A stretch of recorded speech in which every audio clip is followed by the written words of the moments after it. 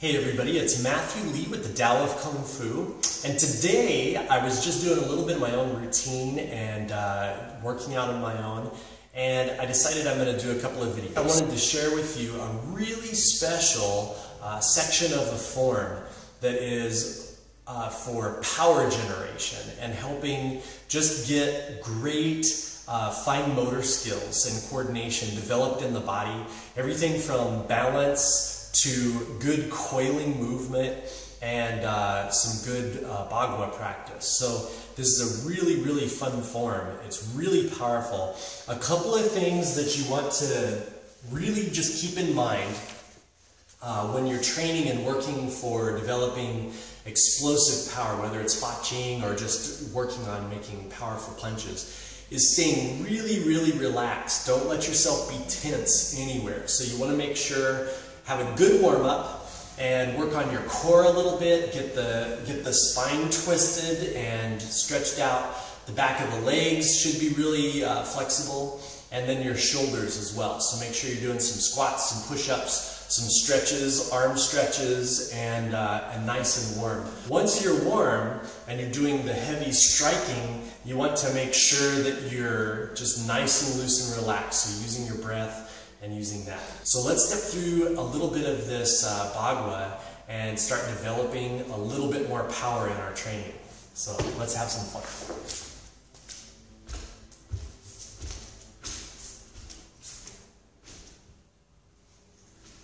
So any reverse angle, you should be able to see me in the mirror, and that'll be great for stepping through this with me. This is a great form. So I'm going to let you see if you can guess what style of BaGua this is. So check this out. Come in and bow. And then we're going to open the foot as we open the arms. Now everything with this starts from the legs and works the way up through the body. So it works just like a whip. Like when I'm talking about Fa Ching, your spine is like the lower abdomen, and the spine is like the handle of the whip. So it starts out first, but the power of that whip starting out is from the legs. So this is like your arm swinging out, and then your wrist and the handle of the whip are this area. And then any part that you're striking with is the crack of the whip. So you should feel it all loose. Just like that whip, it should be solid for a second, and then relax and drop. Loose and relax. So 1, chopping out. And then in the leg, wind up. And 2, chopping out. Then drop up as you're stepping out. 3, with a ridge hand and a palm. Then winding up. 4, with a chop and a ridge hand as we're twisting in. Now when we come back, wind up. 5. Then, and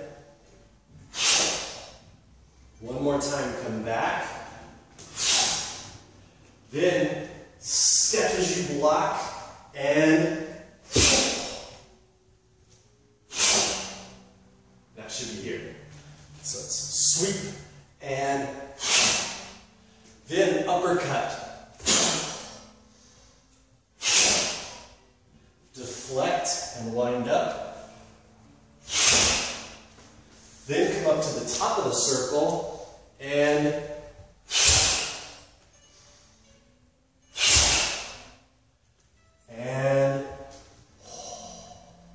that's part of the first section. It's a lot of fun. Practice it. Start out slow at first so that you're just here and you're just looking at that winding up. So never try to put power in the technique when you start off with. Work on the wind up and work on getting all of that motion in there correct. Right? So that you're working on everything all at once. And feeling really good with it that way. Once you're relaxed and you're stepping through it with good technique, you can start adding power little by little and get some of that coiling, shaking, short distance explosion.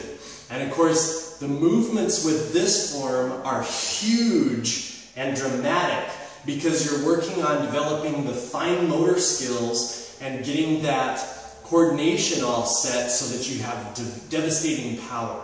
And then you, after you've trained this and you've gotten that large movement, you refine the movement down to where it's smaller and smaller, to where, like the opening move, you don't need this, because the martial application of that is not very relevant, because it's too big of a movement, it's too telegraphed, and the person can see, and you're opening too much up for a fast striker to come in for you. So the opening movement would more likely be just shooting real quick, like maybe a deflection and a strike, or a double chop.